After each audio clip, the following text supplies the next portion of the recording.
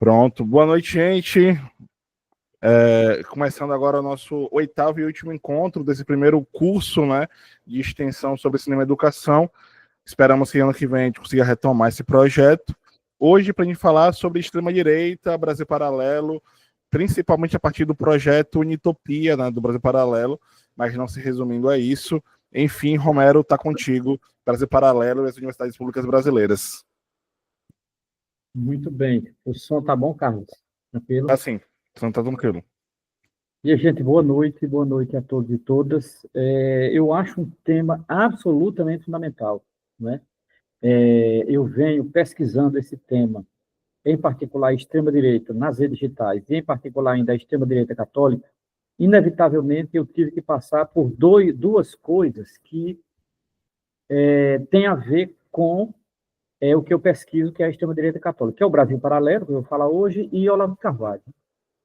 Veja, esse documentário, que é uma série, na verdade, serão 4, na verdade, né? São 4 documentários. Já tem 2 no YouTube, né? Foi lançado em setembro, outubro veio o segundo, e eu acho que o ano que vem tem os 2 restantes, né? Todos absolutamente na mesma linha. Vi um, pode ter certeza que os outros não mudarão. Eu vi os 2 já, né? Eu não tenho assinatura do Brasil Paralelo, então espero eles disponibilizar no YouTube.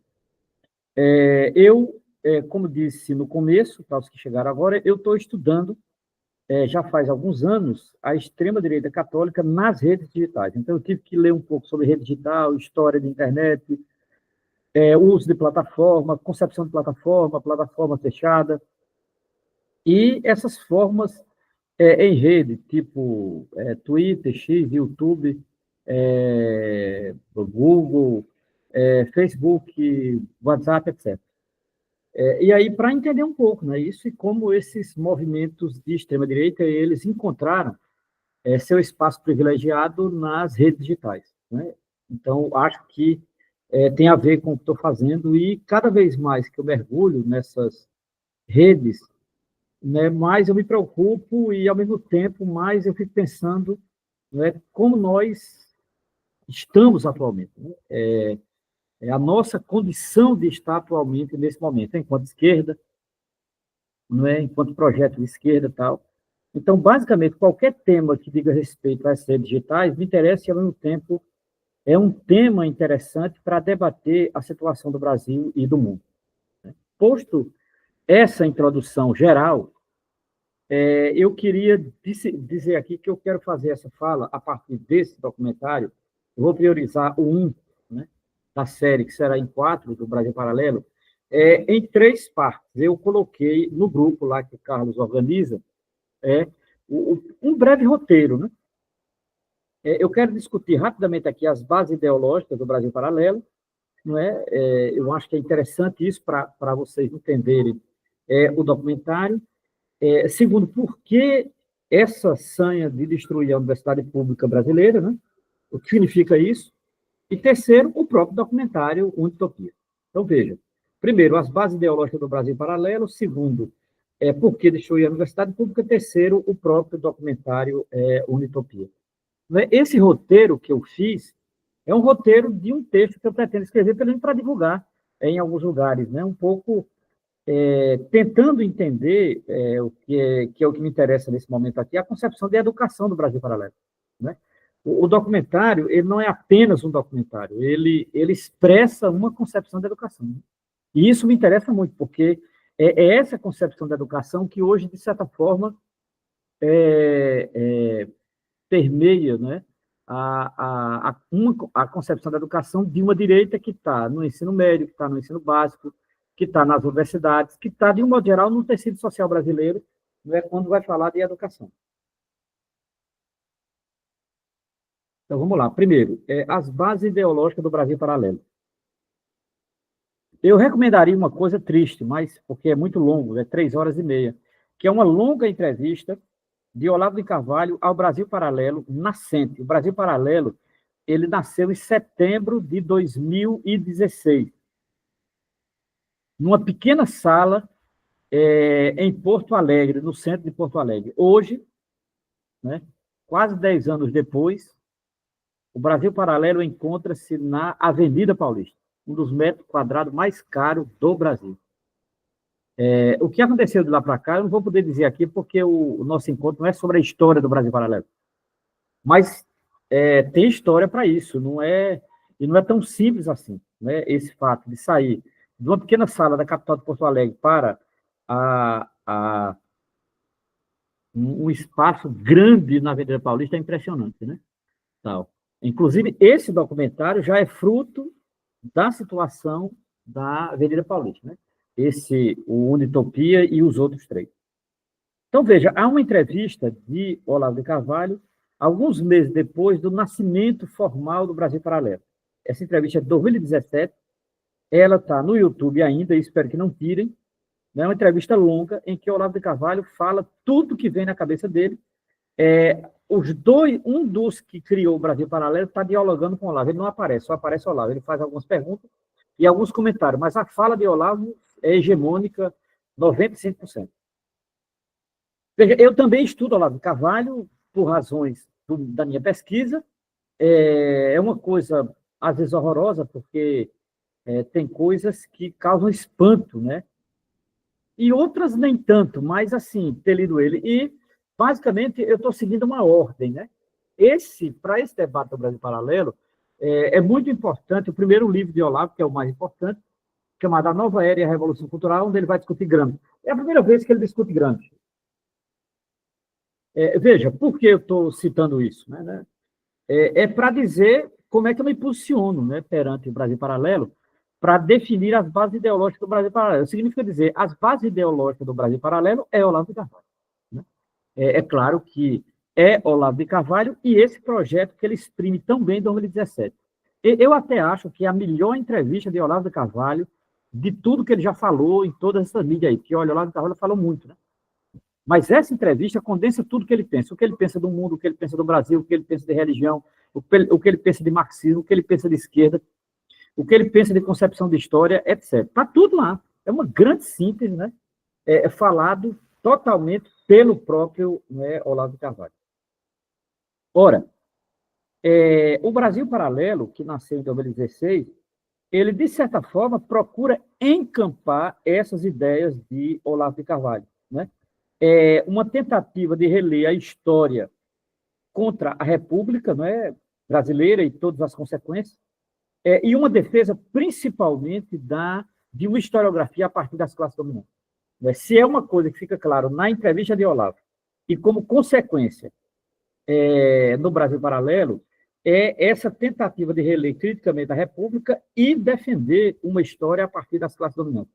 Por isso que eles pendem, por exemplo, em termos de elogio para a monarquia, elogiam a colonização portuguesa, não é? E fazem uma crítica violenta à hermenêutica de esquerda, o que eles chamam de hermenêutica de esquerda, por exemplo, a maneira de ler zumbi, a maneira de ler movimentos sociais, a maneira de ler a escravidão, a maneira... Então, assim, eles detonam isso. Por quê?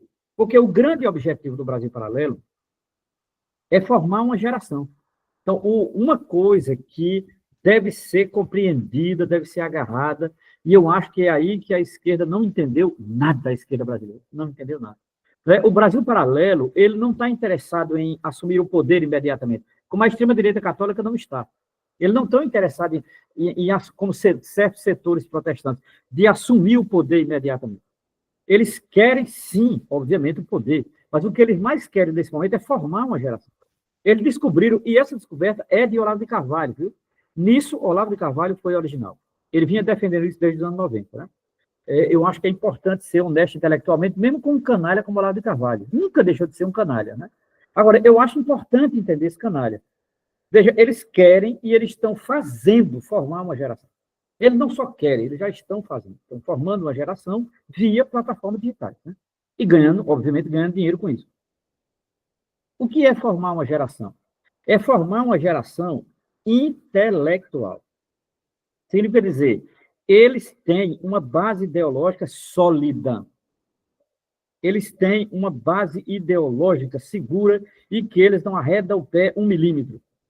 Eles têm bibliografia, eles têm produção cultural, eles têm concepção de escola, eles têm concepção de estudo, eles têm incentivo a estudo, a ler, a leitura, a compreender o mundo. Não se compreende o mundo sem leitura. E eles têm, obviamente, uma compreensão de influência. Influencer, ou influencer, em inglês, de influência e de influenciadores e tal. Quer dizer, eles formam pessoas que são preparados para combater a esquerda, combater marxismo, combater feminismo, combater movimento negro, combater uma esquerda que anda muito, eu diria, muito fragilizada, principalmente intelectualmente. Eu diria que esse é o momento melhor para uma direita combater a esquerda brasileira. Essa é uma leitura. Pode ser um tantinho pessimista da minha parte, porque eu estou muito lendo eles, né? Pode até ser. Eu reconheço um certo pessimismo em relação à minha visão de esquerda hoje. No seguinte sentido, pode ser que eu esteja errado, né? Reconheço, mas eu vejo a esquerda muito despreparada em relação ao projeto intelectual da direita. Depois podemos discutir isso, fique imensamente à vontade, tá certo? Não é uma reta euclidiana, é um diagnóstico conjuntural, né, de como eu entendo a formação e a formação intelectual das esquerdas. Todos os lugares que eu vejo. Né? Hoje, o único setor que eu vejo levar a sério formação é o MST. Né? É o único setor que eu vejo. Eu participo de curso de formação com eles, dou curso para eles, troco ideia com eles, então vejo eles muito preocupados com isso cotidianamente. O resto eu não vejo, não. O resto, o que eu vejo é avaliação tola de conjuntura, é bobagem, é não leitura, é briga, é identitarismos e etc. É o que eu vejo. E aí, meu amigo, não vai. Aí não vai. Não se enfrenta a direita com esse tipo de coisa. Né? Não se enfrenta, já sabe. Essa direita não é uma direita dos anos 60, não é uma direita dos anos 50. Essa é uma nova direita, as pessoas não entenderam. É uma nova direita, sim. Porque, pela primeira vez, a direita ela tem formação intelectual e ela vai para as ruas. Então, assim, eu lamento informar, porque não é à toa que a pessoa que mais se sobressai no combate à direita é Alexandre de Moraes, o ministro. Veja, eu não sei se vocês sabem, eu não tenho nenhuma simpatia para Alexandre de Moraes. Agora, ele é muito inteligente. Ele sabe o que está fazendo. O problema é que a esquerda não sabe o que está fazendo. Paciência, mas o foco aqui não é de esquerda, eu não quero provocar Carlos, não, porque pega mal. Então, eu não vou parar aqui. Veja, o que eu quero dizer, hein, esqueça essa coisa de esquerda, é que o Brasil Paralelo ele tem um projeto de formação. Eles estão colocando em prática, e esse projeto de formação ele tem uma base ideológica sólida, que chama-se Olavo de Carvalho, e que essa base ideológica sólida, ela veio de uma formação sólida, ela veio de uma formação preparada, ela veio de leituras consolidadas, agora, leituras conservadoras, leituras neoconservadoras, leituras neoliberais. Então, eles têm uma biblioteca, entenda, eles têm uma biblioteca. E outra coisa, todas as organizações de direita que eu conheço têm uma biblioteca. Por exemplo, eu estudo a extrema-direita católica, em particular o Centro Dom Bosco. O Centro Dom Bosco já publicou 88 livros só de direito. Para você ter ideia, um grupo religioso. Então, assim, eles têm uma base intelectual. Né? Claro, eles estão formando uma franja de classe média, uma franja de classe média intelectualizada, mas isso é uma questão de tempo chegar ao povo. É uma questão de tempo chegar ao povo, não se iluda. Aqui no Brasil, a coisa não fica restrita à classe média. Então, é uma questão de tempo. E quando eles chegarem ao povo, aí, meu velho, acabou. Aí acabou a esquerda. Aí nem se iluda, porque um povo preparado intelectualmente contra a esquerda, eles vão acabar com a esquerda.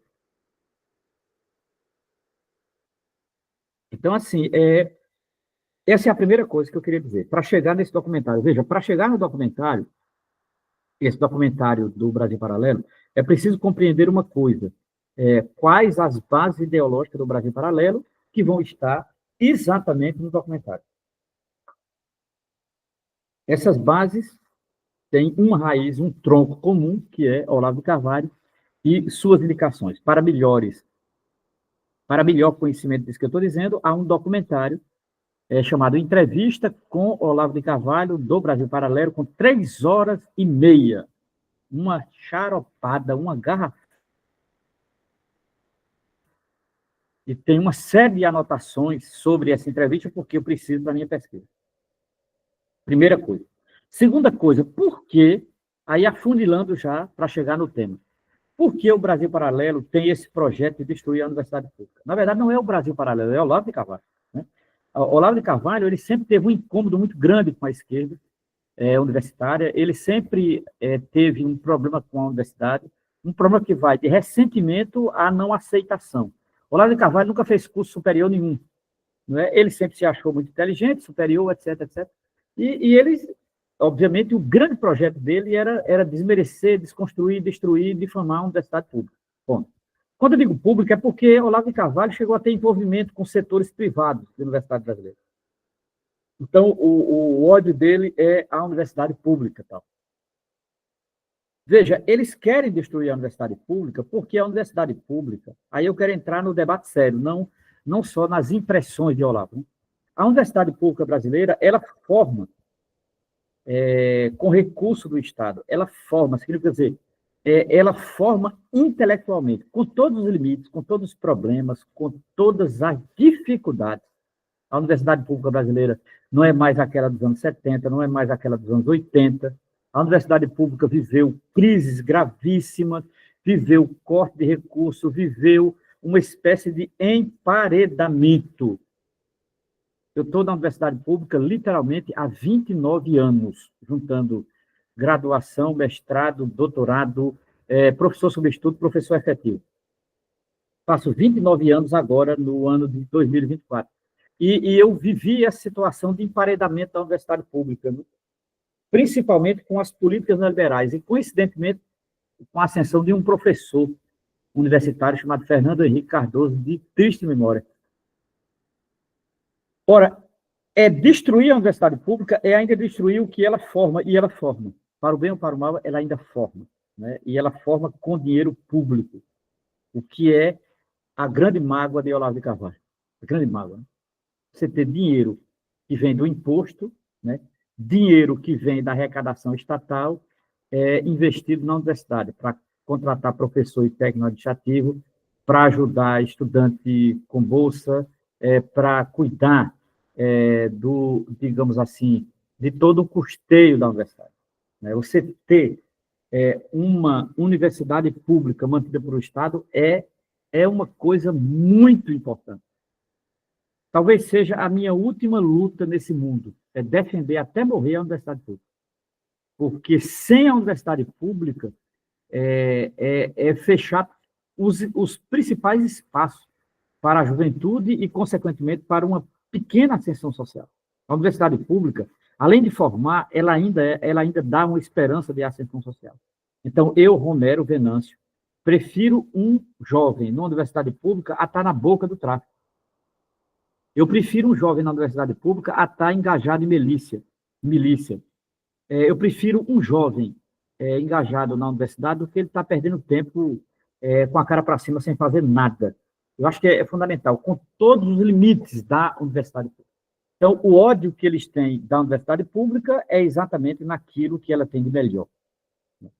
Segundo, a universidade pública, ela elaborou um grande projeto crítico de história social brasileira a partir dos anos 80, e eu participei disso, eu sou fruto disso. Né?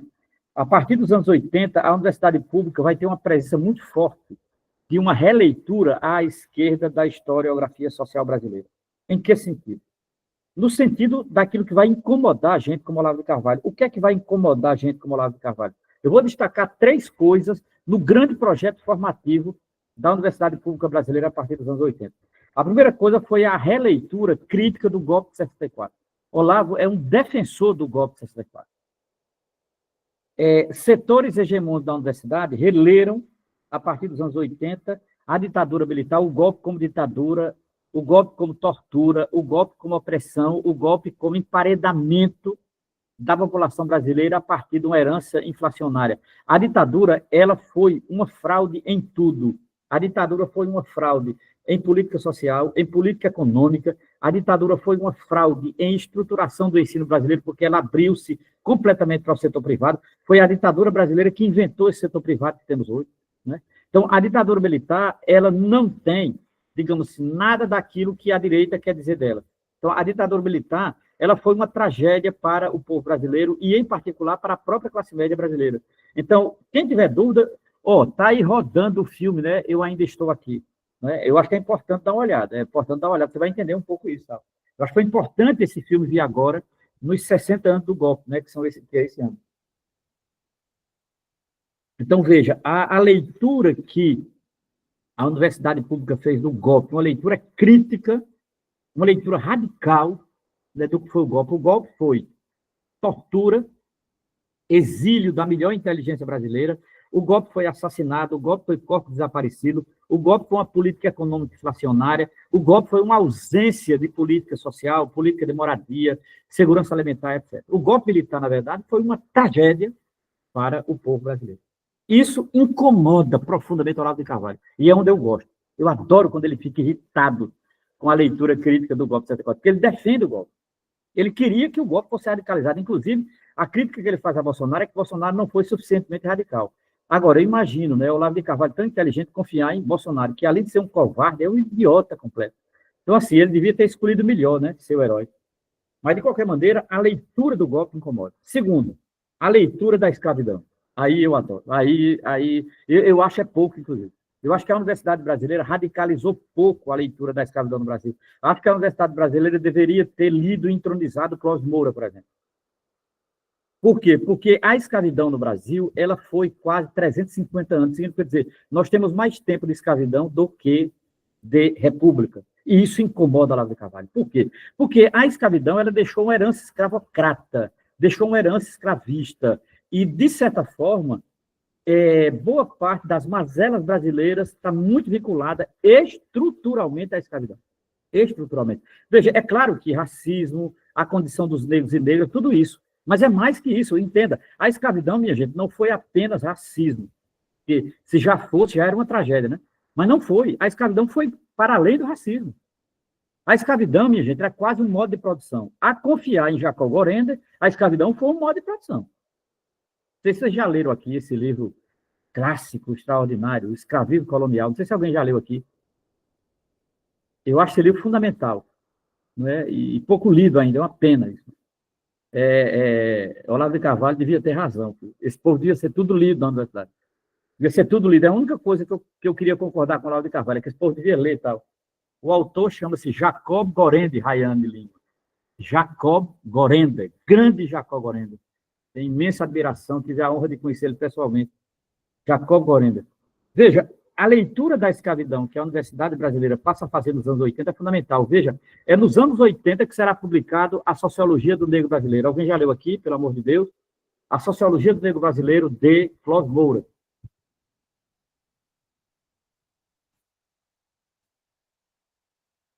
Nesse sentido, a leitura que se fará da Universidade Pública da Escravidão vai incomodar o Olavo de Carvalho e o Brasil Paralelo. Não é à toa que os primeiros filmes do Brasil Paralelo foi contra zumbi. Eles odeiam zumbi, né? Eles odeiam zumbi. Porque o Brasil Paralelo, daqui a pouco eu vou falar qual é a concepção de educação deles, né? Que define o documentário.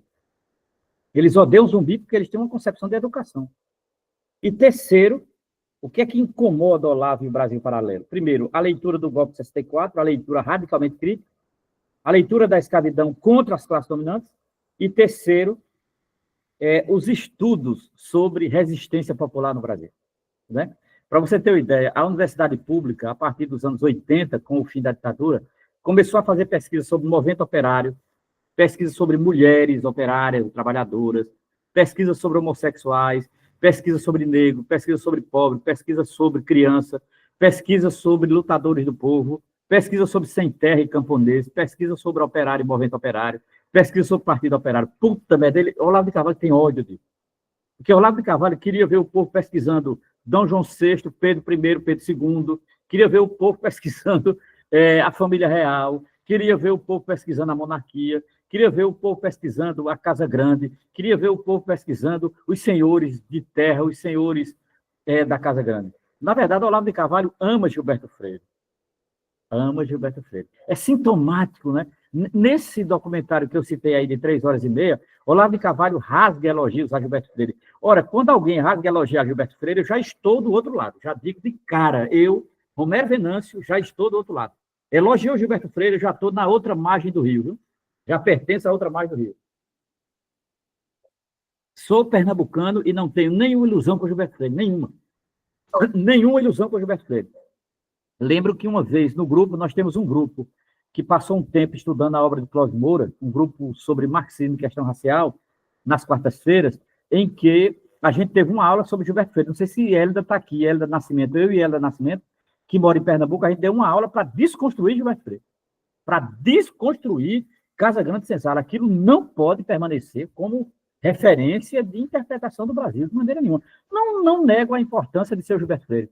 Agora, tem que ser feito à luz de uma perspectiva crítica. Ora, de maneira nenhuma. Então, assim, é preciso fazer uma leitura dialética da não dialética de Gilberto Freire. Gilberto Freire é um binarista, trabalha com Casa Grande Senzala. Gilberto Freire é incapaz da dialética. Primeira coisa que a gente deve saber.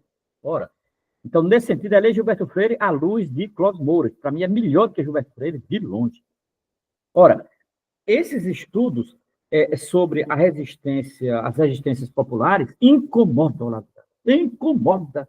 Incomoda o Olavo de Carvalho, incomoda o Brasil Paralelo. Eles odeiam, e aí eles dizem que a universidade é incompetente, que a universidade é ideológica, que a universidade quer doutrinar e tal. Sim, eles não querem doutrinar, eles não doutrinam. Né? Usar von Mises, usar Milton Friedman, usar neoliberal, defender monarquia não é doutrinar. Ora, como dizia na minha terra, esse aqui é irmão desse aqui, doutor. Não, senhor. Esse papinho de neutralidade do Brasil Paralelo é, no mínimo, canalice e, no máximo, tentar um engodo epistemológico. Né? Eles são mestres em truques epistemológicos, né?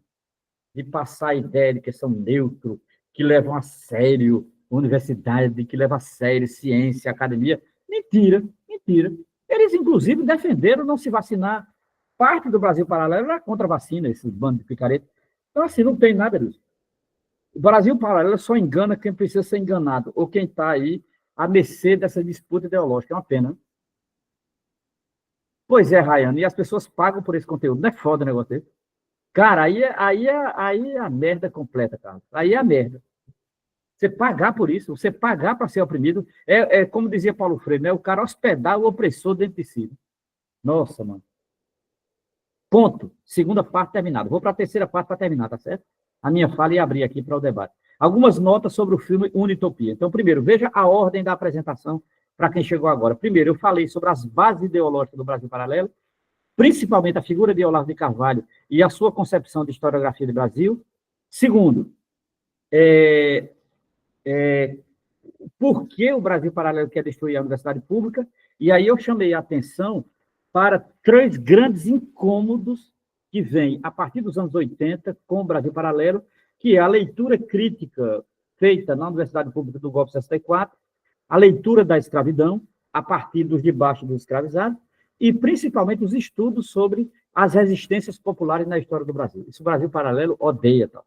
E, por fim, para terminar minha fala, algumas notas sobre o filme Unitopia, que foi lançado em setembro de 2024. Primeiro, é um projeto em 4 partes. Foi lançado agora em setembro a primeira parte, e em outubro a segunda parte, que já está no YouTube. Segundo, a tese do Brasil Paralelo. O filme tem uma tese, principalmente chamado Unitopia.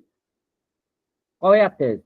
É entrar nas universidades públicas com uma visão olavista. Eles já sabem o que querem. Isso é uma coisa impressionante desse documentário. É um artifício deles. É o que eu chamo de truque imagético. Eles usam truques imagéticos. Faz de conta que não sabem o que já sabem. Eles fazem de conta que não sabem o que já sabem. Esse é o truque do Brasil Paralelo. E aí é onde eles pegam muita gente, inclusive figuras lamentáveis. Tem um colega meu que coisa bem feita, que não sei o quê. Sim, bem feito tecnicamente é. Agora, ideologicamente, é nefasto, meu cara, entenda. Professor da universidade que se encanta com aquilo é uma merda, né? Mas paciência. Eles usam de truque magético, eles sabem o que fazem. Eu trabalho com documentário, não me engano com esse tipo de prática, não me engano. Eles já sabem o que querem. Por exemplo, eles sabem o que vão fotografar, o que vão filmar, certas paredes, certos murais, certas pessoas, etc. Por exemplo, todas as pessoas que eles escutam são de direita. Ó, que neutralidade, ó, que ciência, ó, que sabedoria, ó. Tá? Todas as pessoas. Tem uma cena que me marca profundamente, um rapaz negro falando, aquela coisa. Por exemplo, o recurso, né, ao melodrama é foda, né, bicho? O recurso ao melodrama, aquela musiquinha de fundo, puta, me dá um ódio disso.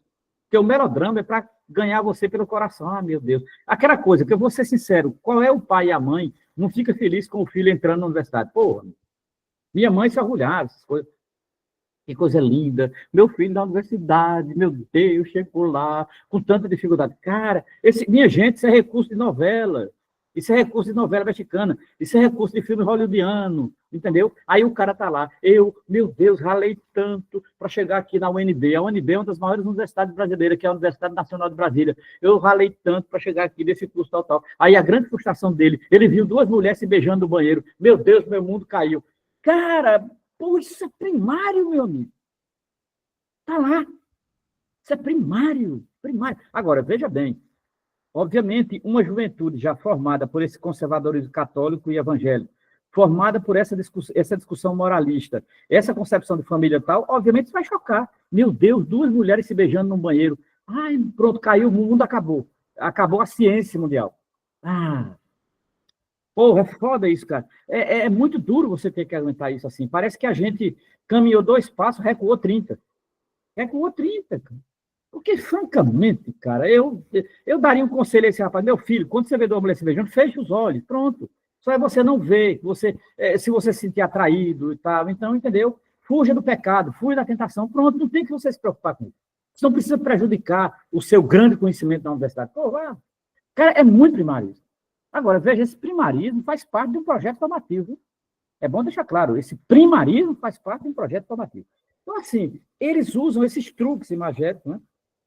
Depois, a relação que eles fizeram de professores e estudantes a serem escutados, todos de direito, todos. Não tem uma porra de uma exceção.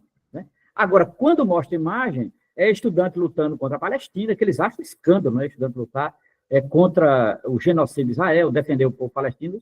Ô, Romero. Diga aí. Só um parênteses nesse ponto. Eles falam, os estudantes norte-americanos defendem o Hamas. Corta para o Brasil, os estudantes brasileiros defendem a Palestina.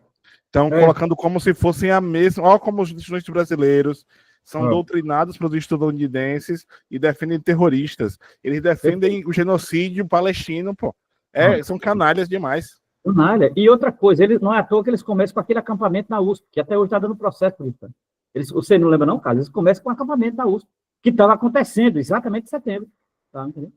E agora, o que eu acho grave, sabe, Carlos? Gravíssimo.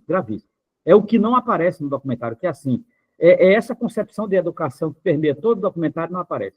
Que assim, quer dizer que defender Palestina não é educar. Ser humanista não é ser educado.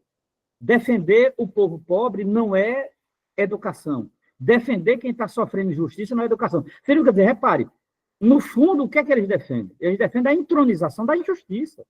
Que um jovem deve ser alheio à injustiça. E a naturalização das desigualdades sociais. Claro. É exatamente a luta de uma universidade pública nos anos 80 que queria incluir as desigualdades como projeto educativo. Eu defendo isso. O que importa é o curso. Pode ser o curso de medicina, de filosofia, ou de odontologia, ou do caralho a quatro. O debate sobre a desigualdade social é fundamental, porque a universidade é pública e depende de imposto público, e é estatal. Então, nesse sentido, eles não incorporam ao projeto educacional as dores do povo. Eles querem uma universidade bolha. É isso que eles defendem. Daqui a pouco eu vou dizer o que eles defendem, de fato, em termos de educação, para terminar essa conversa. Então, primeiro, veja lá, a relação que eles fazem de professores e estudantes são todos de direita. Quer dizer, você já tem um norte. Por quê? Porque eles sabem para quem eles estão dizendo. Esse documentário não é para mim, não é para Carlos, não é para nós aqui, eu acho. Esse documentário, eles sabem para que eles querem atingir. Não somos nós, né? Tá. Mais uma coisa. As imagens registradas das universidades, né? Os murais, as fotos, os eventos, aqueles murais com coisas sobre a Palestina, comunismo, movimento negro, movimento feminista, movimento de pessoas trans e tal. Eles odeiam pessoas trans. Nossa Senhora. Odeiam, imagina como eles são pobres, né? Como são pobres, né?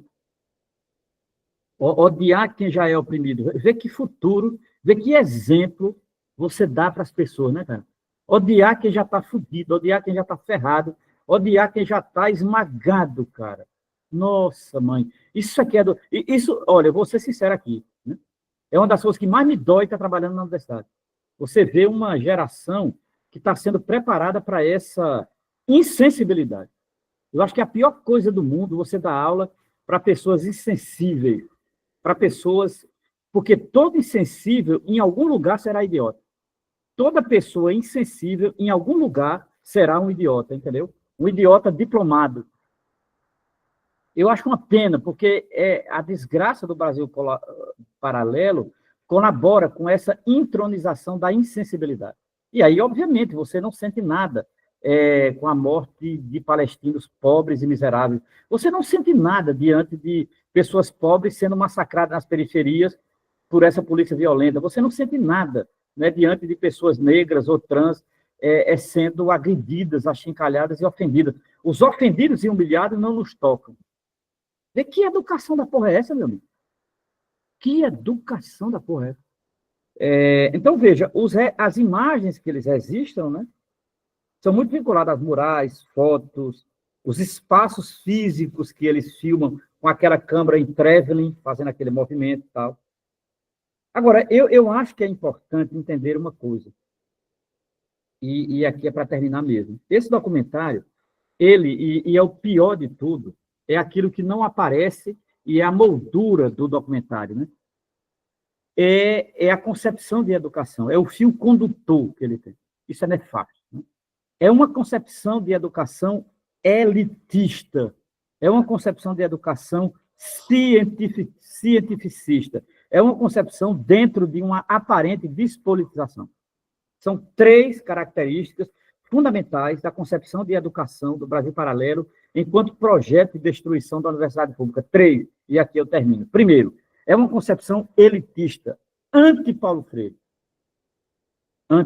Né? Eles entendem que formação educacional é ler livros, geralmente livros de orientação conservadora, para você ter um preparo discursivo. Na verdade, a educação do Brasil Paralelo é a educação dos sofistas. Eu lembro o velho Platão, com todos os problemas de Platão, viu? Todos os problemas de Platão. Mas eu ainda prefiro Platão ao Brasil Paralelo. E tenho na minha mesa, para não esquecer nada, um busto do velho Sócrates. Está sempre do meu lado, assim, olhando para ele, sempre olhando para ele aqui. Um busto do velho e bom Sócrates. Prefiro Sócrates ao Brasil Paralelo. Ora, eles têm uma concepção elitista de educação. Significa dizer, eles querem formar uma elite para mandar. Eles querem formar uma elite para oprimir, que é o que sempre a elite fez no mundo, oprimir, exatamente. Né? E tem uma concepção de que tem aqueles que são incapazes e os capazes. Isso é uma concepção clara do Brasil Paralelo. Né? Depois, eles têm uma concepção cientificista. Né? A concepção de ciência deles é uma concepção de bolha. Ciência é para servir uma bolha. Uma bolha. Né? E, por fim, eles têm uma concepção da educação dentro de uma aparente despolitização. Por quê? Porque eles são antimarxistas. Porque eles são anti-Marx. Para mim, um dos maiores pensadores da história da humanidade. Chama-se Karl Marx. Um dos maiores pensadores, maiores. É um dos maiores cientistas que a humanidade já teve. É um legado da humanidade. Para mim, Karl Marx é um patrimônio da humanidade. Lamento que as pessoas não entendam isso. Karl Marx é um alemão de nascimento, obviamente. Né? Porque todo mundo tem que nascer em algum lugar. Ninguém nasce no oco do pau ou dentro de um bambu. Então, assim, ele tinha que nascer em algum lugar. Né? Agora, Karl Marx e sua obra é um patrimônio da humanidade. É um patrimônio em defesa da humanidade, é um patrimônio em defesa do proletariado mundial. Logo, eles odeiam isso. O Brasil Paralelo odeia isso, porque eles querem passar uma aparente despolitização, aquilo que jamais o marxismo pode querer. Então, nesse sentido, esse documentário é nefasto, né? Mas esse documentário, ao mesmo tempo, ele é pegajoso, ele forma, ele educa, né, uma geração que está nesse processo de despolitização e que, de certa forma, atende, né, ao ditame das classes dominantes. É uma pena isso, mas esse é a quadra histórica em que estamos. É isso, minha gente. Muito obrigado. Carlos, valeu. Obrigado, Romero. Eu estava ouvindo você falar de Marx e lembrando, né? O Engels escreve, né? O cérebro mais potente do seu tempo parou de funcionar, né? Então, A Tempos fundamental. foi perfeito. É um discurso importante para destacar a importância desse moço na história da humanidade. Mas, enfim, franqueando a palavra aí, caso alguém tenha algum comentário, alguma questão, alguma intervenção para fazer, fiz algumas anotações sobre o filme, faço depois. Primeiro, gostaria de ouvir vocês aqui presentes.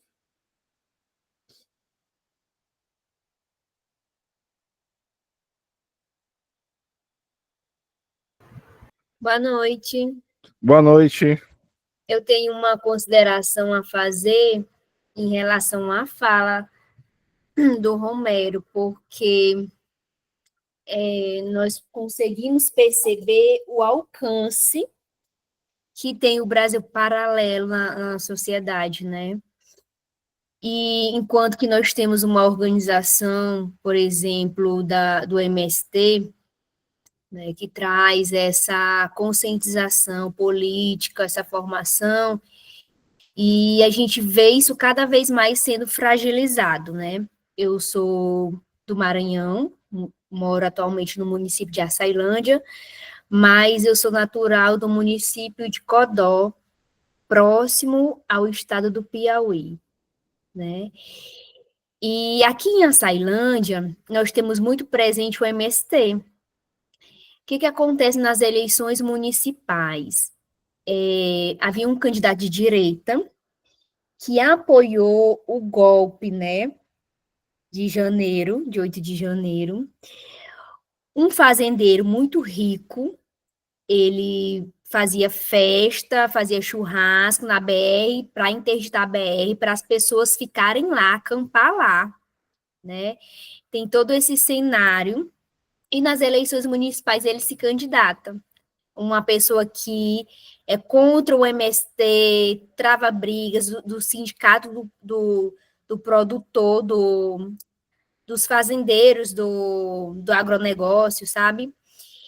E aí a gente vê que nas eleições municipais, os assentados votando contra si, né? Um candidato que não os representa. Ai, gente, meu Deus, onde que nós estamos, né? Onde que eles conseguiram formar ou transformar uma história de luta, né, uma história sindical, que as pessoas estavam juntas, e agora tá como se fosse cada um por si. Não, eu consigo identificar que a ideia dele é boa, ele é um representante nosso, né? Assim, tá muito fragilizado, né? Veio para fragilizar realmente essa construção social, vou dizer assim, né? Então, tem esse cenário que a gente tem que, esses espaços aqui levam a gente a refletir o quanto a direita ela tem tomado uma proporção em relação àqueles grupos que a gente tinha de luta e hoje a gente não consegue mais.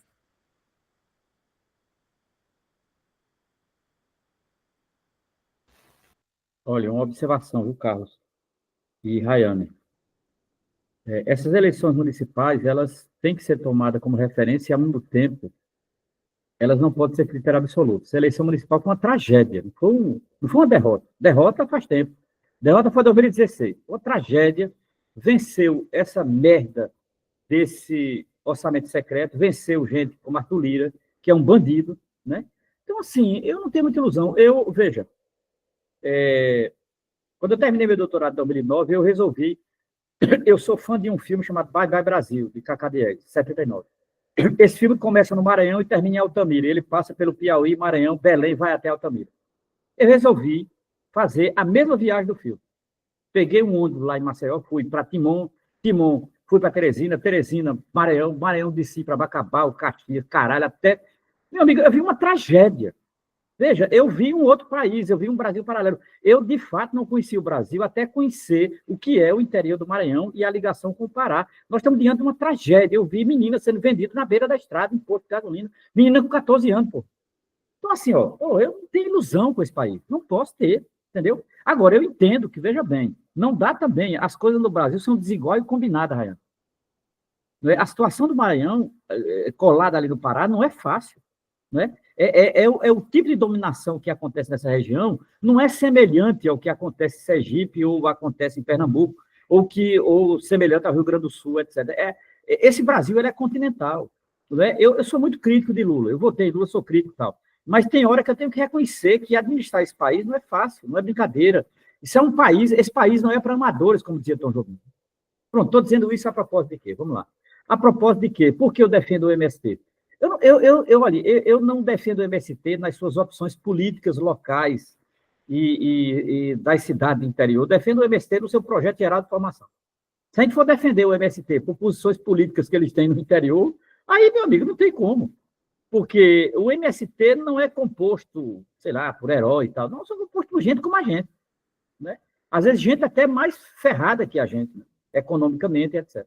Agora, eu defendo o projeto de formação deles, porque eles mantiveram a peteca de manter... Eles têm uma escola que eu tenho a honra de dar aula para eles, eu sou professor voluntário lá, a Escola Nacional Florestan Fernandes em Guararema, que é outra história, pô.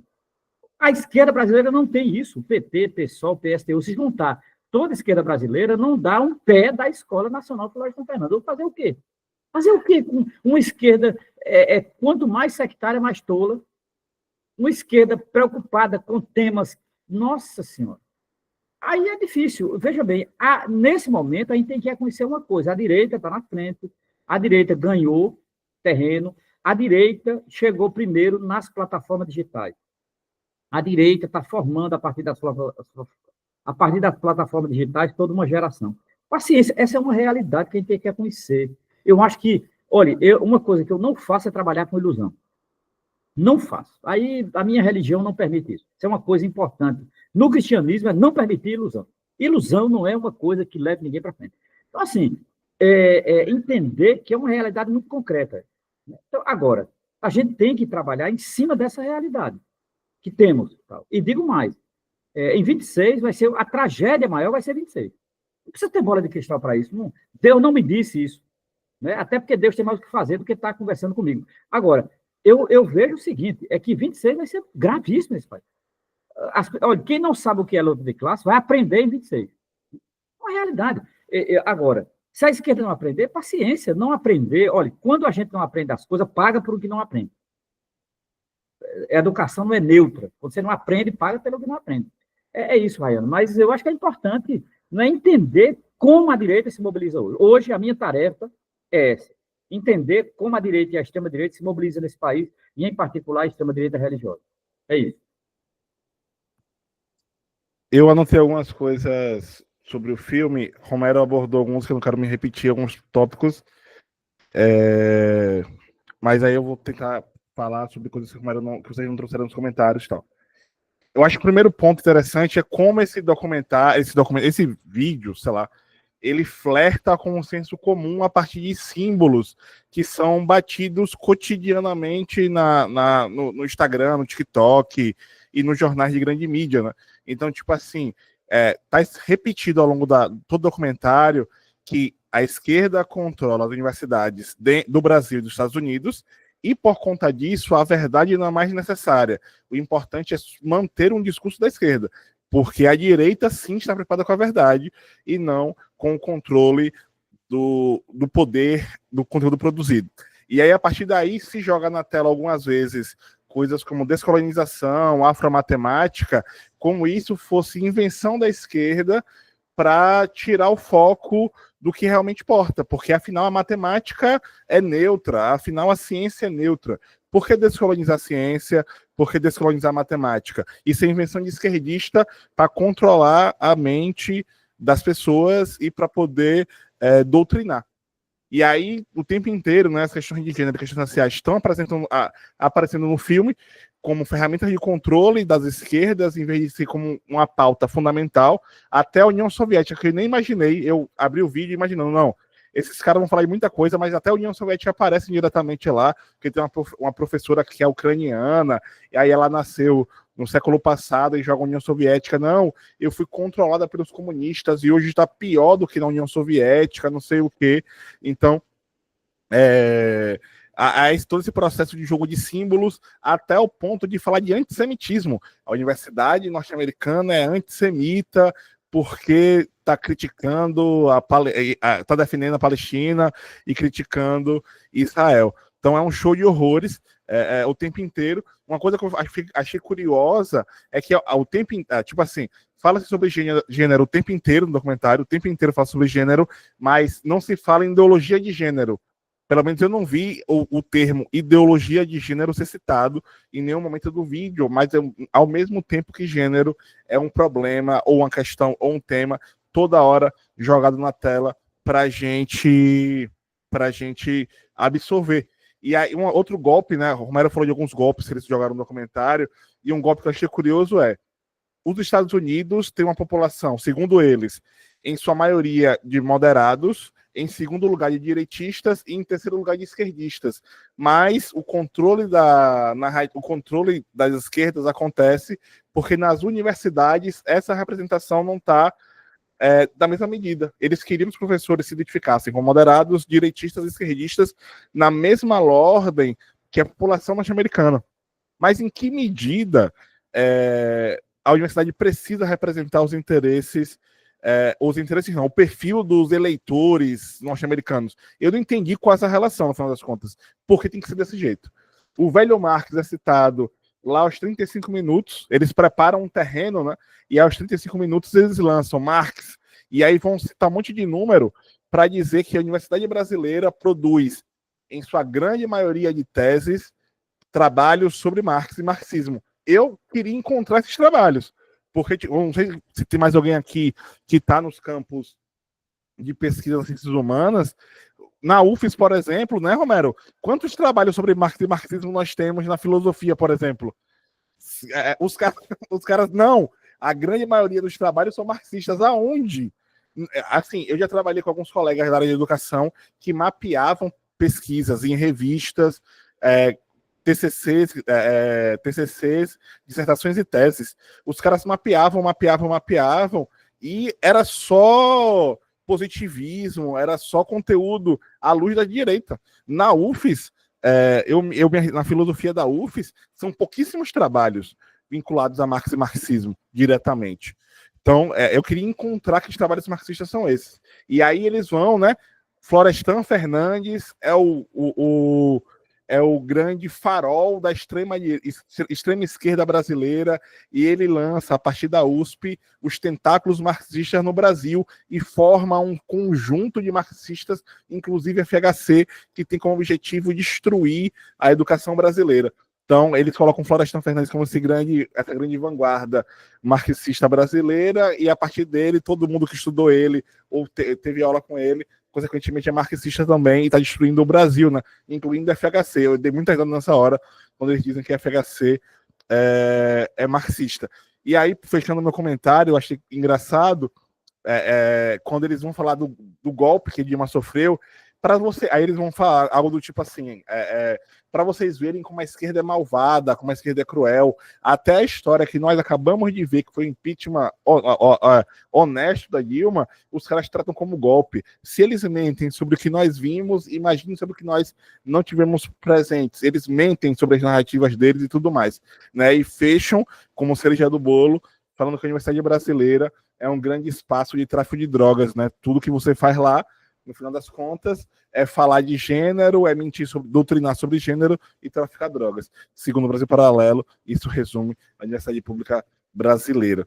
Então, é um documentário, é um vídeo, né? Enfim, surreal, como eles se colocam defendendo a verdade, mas é só delírio e conteúdo fora de contexto, para reforçar um discurso totalmente equivocado sobre a educação pública brasileira. Não sei se tem mais questões, comentários, intervenções. O Pedro Gabriel fez um comentário aqui, Romero. Ó. Eu vou escrever por aqui. A nossa juventude está em risco. O Brasil Paralelo tem um pensamento retrógrado e reacionário. culpando Paulo Freire por todos os males da educação brasileira e colocando no coração da juventude a cultura da apatia em relação ao sofrimento do próximo. E para eles, se você se importa com o sofrimento do irmão, sobretudo o genocídio em Gaza, você está defendendo o Hamas e o terrorismo. Nossa juventude está em risco e devemos defender a educação pública fervorosamente. Tá Pedro certo. Gabriel. Pedro está certo. 3 coisas que ele diz aí que eu concordo plenamente. Primeiro, a juventude está em risco, tá. Está em risco não só do ponto de vista econômico, social e tal, porque as fragilidades econômicas levam, isso está provado desde o nazismo, né? E está no livro lá da economista italiana que mora nos Estados Unidos, a Clara Mattei. Essa mulher escreveu um livro muito importante, foi traduzido pela Boitempo, chamado A Ordem do Capital. Ela mostra como esses programas de ajuste fiscal só levam ao fascismo. Está lá, editora Boitempo, Clara Mattei, A Ordem do Capital. E eu diria, uma juventude fragilizada, pobre, e à mercê dessas políticas econômicas de arroxo, ela vai cair no braço do fascismo, primeira coisa. Segundo, precisa um programa de formação que não seja apenas intelectual, mas que seja de assistência e segurança alimentar para a juventude. Está evidente, essa é a minha maior mágoa com Lula. Maior mágoa com o governo Lula. Lula podia ter Zé Múcio, sei lá, essa gangue lá que anda com ele. Eu não tenho nada contra, cada um escolha suas amizades como quiser. Entendeu? Agora, Lula deveria ter uma política efetiva para as periferias, independente de Zé Múcio, de Simone Tebet, de Geraldo Alckmin, dessa gente. Ele devia ter uma política dele, porque ele é um pernambucano, ele é um nordestino e ele sabe o que é isso. Ora, a fome não é apenas um flagelo, eu diria, estomacal e pessoal. A fome também leva à desgraça, meu. Porra, bicho, como é que Lula não sabe disso? Claro que ele sabe, né? Então, assim, eu gostaria de um programa arrojado para a juventude para fazer com que a nossa juventude não fosse para o fascismo. Esse é o meu projeto de vida, inclusive, né? Domingo a gente estava agora no encontro aqui com os quilombolas aqui de Sergipe, do MNU, do Movimento Negro Unificado, e estavam pensando exatamente isso, né? Com um bando de jovens pobres de periferia, não é? E eles estavam lá no encontro, inclusive, e precisa escutar essa juventude, escutar essa meninada, não é? Eu estava lá para escutá-los e tal. E por que o governo não escuta? Não, o governo de esquerda não é de esquerda, né? Porra, esquerda também é para escutar, eu acho, né? Então, veja, isso eu sinto e eu concordo com o Pedro nesse sentido, né? E, obviamente, concordo com o Pedro quando ele fala em defender a escola pública. Eu acho fundamental. A escola pública é um triunfo da classe trabalhadora, pô. Escola pública não é para rico, escola pública não é para classe dominante, escola pública é uma luta da classe trabalhadora, é uma conquista da classe trabalhadora, é um trunfo da classe trabalhadora, por isso que ele quer destruir. Entendeu? Concordo, é isso. Tem um comentário do Aloysio aqui, falando que ele é do direito, né? E quanto o Brasil Paralelo também tem influenciado a promotoria brasileira, né? O judiciário brasileiro de forma geral. O Brasil Paralelo e Olavo de Carvalho. Ele tem uma influência muito forte no Poder Judiciário brasileiro. O Poder Judiciário brasileiro é reacionário historicamente, por isso que eu não me iludo com Alexandre de Moraes, apesar de respeitá-lo, e ele fique lá no lugar dele, e eu no meu. Agora, o Poder Judiciário brasileiro, ele é reacionário, ele é elitista, e, acima de tudo, ele é aquilo que dizia o maior jurista brasileiro que merece respeito, chamado Roberto Lira Filho, que escreveu O que é Direito, né, e que escreveu um livro que eu acho maravilhoso, que eu acho que todo jurista de esquerda deveria ler. Chama-se Cal, meu amigo, Diálogos com Marx e o Direito. Roberto Lira Filho, editora Marx Fábrica. Roberto Lira Filho dizia, em Cal, meu amigo, o direito não é para fazer justiça, mas é para entronizar a injustiça. Quem acredita nessa balela de que direito faz justiça, não entendeu nada. Direito também é direito de classe. Ponto, é isso. Dizer o quê? Ora, Olavo de Carvalho estava no lugar certo, assim como o Brasil Paralelo está. Então, a pessoa que falou isso aí está correta. É isso. Carlos, um dia a gente tem que fazer uma live sobre esse livro de Roberto Lira Filho. É um livro do início dos anos 80. Cal, meu amigo, : Diálogos com Marx e o Direito. Para mim, é o livro mais importante do pensamento jurídico brasileiro. Eu achei ele aqui, tá R$ 160 na estante virtual. Ele deve ter em PDF, é melhor. É mais barato e é mais tranquilo, porque esse preço todo é os olhos da cara, até que o livro é pequenininho. E ele é muito influenciado por Leandro Conde. Ele era amigo do Leandro Conde, Roberto Lira Filho. Ele morreu em 86. Amigo pessoal do Leandro Conde.